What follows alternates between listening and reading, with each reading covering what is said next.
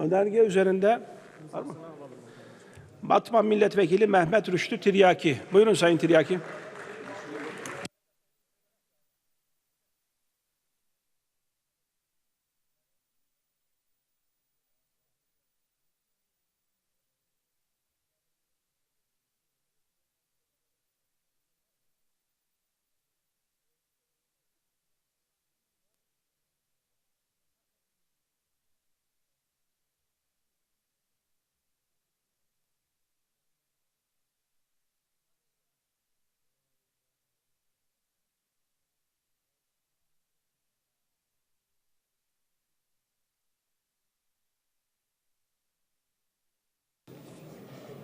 Buyurun Sayın Tiryaki. Sayın Başkan, değerli milletvekilleri, hepinizi saygıyla selamlıyorum. Çevre Kanunu ve bazı kanunlarda değişiklik yapılmasına dair kanun teklifinin 10. maddesi üzerine söz almış bulunuyorum. Sözlerime başlamadan önce ben de insan hakları, faili meçhul cinayetlerin aydınlatılması ve katillerinin cezalandırılması, demokrasi, barış ve özgürlük mücadelesinin yılmaz neferi, öncüsü, sevgili Tahir Elçi'yi rahmetle ve minnetle anıyorum. Tahir Elçi yaşamı boyunca barışı savundu. Katledilmeden önceki son sözleri de bu minvaldeydi. Ayağından vurulan 4 ayaklı minarenin önünde bizlere şöyle seslendi. Biz Diyarbakırlılar olarak, Diyarbakır Barosu olarak tarihi değer ve eserlerimize, insanlığın 1000 yıllık emeğine, birikimine, bu kadim şehre sahip çıkalım. Biz buradan çağrı yapmak istiyoruz. Biz bu tarihi bölgede birçok medeniyete beşiklik etmiş, ev sahipliği yapmış, bu kadim bölgede insanlığın bu ortak mekanında silah, çatışma, operasyon istemiyoruz. Savaşlar, çatışmalar, silahlar, operasyonlar bu alandan uzak olsun diliyoruz. Bu amaçla bugün arkadaşlarımla, Diyarbakır Barosu üyesi arkadaşlarımla ve Diyarbakırlılarla birlikte buradayız. Buradan demokratik tepkimizi ifade etmek için buradayız. Bu davranışı, tarihe yönelik bu şiddet eylemini, tarihi bir değere yönelik bu suikastı, saygısızlığı kınıyoruz.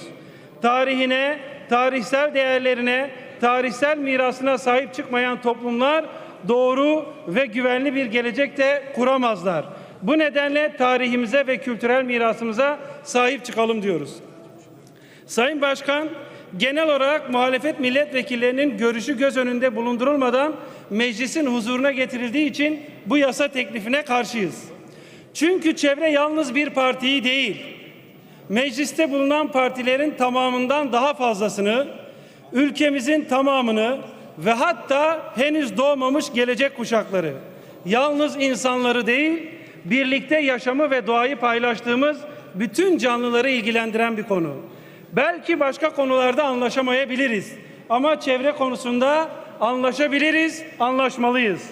Ayrıca ve kanımca bu insanı merkeze koyan çevre kavramını da daha az kullanmalıyız.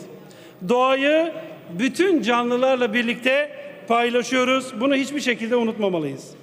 7 saatlik komisyon görüşmelerinde geneli ve bölümleri üzerine yapılan konuşmalarda, grubumuz adına yapılan konuşmalarda milletvekili arkadaşlarımız görüşlerini ayrıntılı olarak dile getirdiler.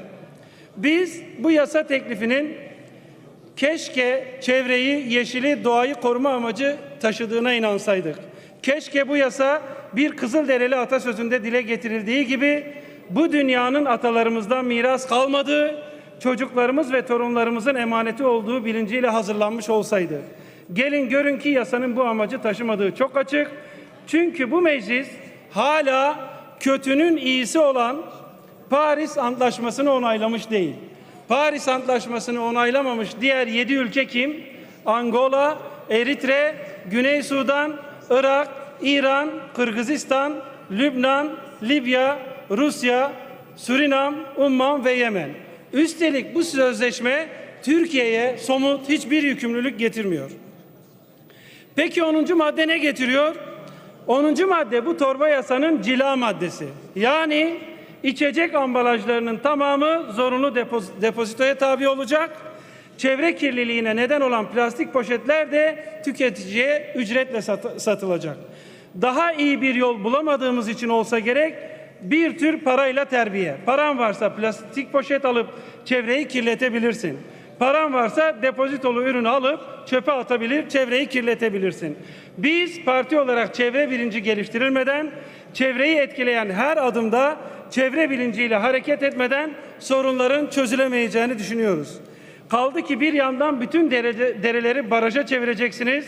Büyük projeler adı altında Kanal İstanbul gibi projelerle doğayı katletmeyi hedefleyeceksiniz. Terörle mücadele ediyoruz deyip Dersim'de, Şırnak'ta ormanları yakacak, milletvekillerinin yangın yerine girmesini engelleyeceksiniz. Diğer yandan plastik poşetleri paralı hale getireceksiniz. Bunun samimi olmadığı çok açık. Sayın Başkan, son olarak birkaç şey söylemek istiyorum. Dün bir milletvekilimiz Dersim dediği için tepkiyle karşılandı. Sayın Tiryaki tamamlayalım lütfen. Dersim tarihte çok eski bir bölgenin adı. Bölgenin resmi adı Osmanlı döneminde Dersim'dir. 1850'li yıllardan itibaren Osmanlı sancağıdır ve Hozat'tan idare edilmiştir. Dersim adı 1935 yılında Tunceli olarak değiştirilmiştir. Bir bölgenin adı değiştirildiğinde bütün tarihi değiştirilmiş olmaz. Dersim halkı bugün hala Dersim'e ve yaygın biçimde Dersim demektedir. Buradaki milletvekilleri arkadaşlarımızı Dersim'e, Dersim denilmesine tepki gösteren milletvekili arkadaşlarımızı Dersim'i görmeye davet ediyorum. Sokakta karşı karşıya geleceğiniz her 10 kişiden 9'u o kente size Dersim denildiğini söyleyecektir. Hepinizi saygıyla selamlıyorum.